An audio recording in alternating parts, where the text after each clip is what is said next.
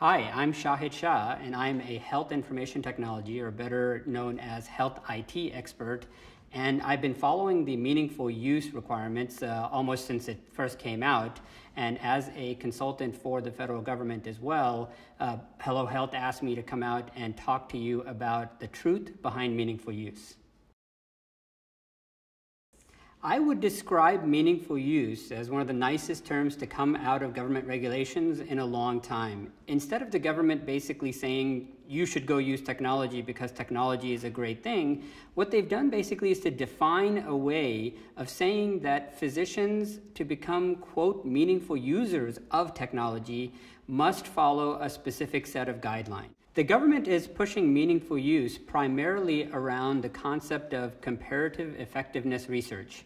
What that basically means is that they would like to know that the billions of dollars, of course trillions across multiple years, has value across the multiple states in which they are paying out these monies. And because they don't have any of this data today from a clinical perspective, they have lots of claims and payment data, they're hoping that by asking physicians to do this data entry and for paying for it, through computer systems and software, that they will be able to get the comparative effectiveness data and of course improve outcomes and reduce costs in that manner.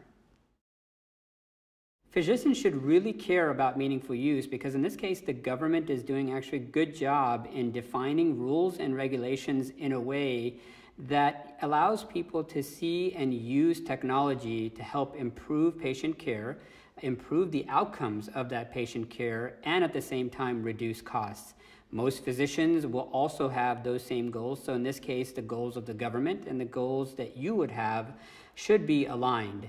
Now, the only thing to worry about is whether or not the approach that the government is taking, such as the 15 required data entry items out of the menu of 25, is collecting data in the same way that you would do on your own.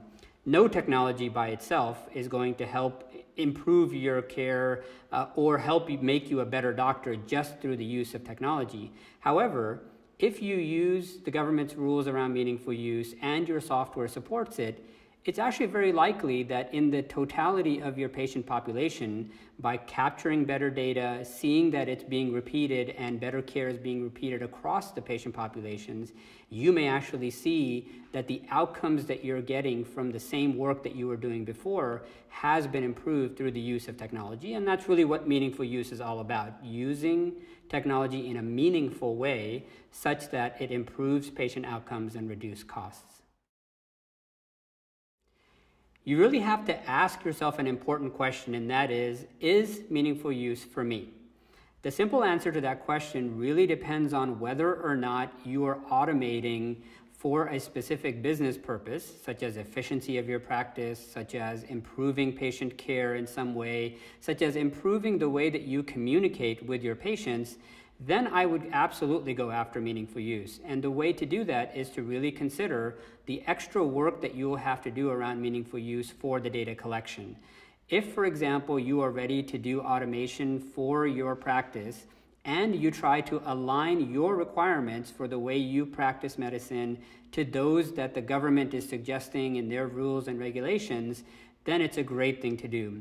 I strongly recommend that you do not go after meaningful use money just for meaningful use, but really think about it and figure out how you believe that the journey to your automation or an automated practice would help you do and meet your rules and regulations as well as improve the care of your patients. If you think about your patients first, your practice second, and then apply meaningful use rules to that priority order, you'll be fine. For those that are thinking that the government is giving out free money and you will be able to take in some of that free money with no work behind it, you're in for a long journey in that case and will not end up with either happier patients or potentially government money. So my recommendation again is to make sure that you're aligning your business and your practice goals with the government's incentives goals, and then you'll be fine. So the bottom line is, if you've done a return on investment analysis and technology makes sense, absolutely consider meaningful use and do so in a way that ties you to those rules and regulations.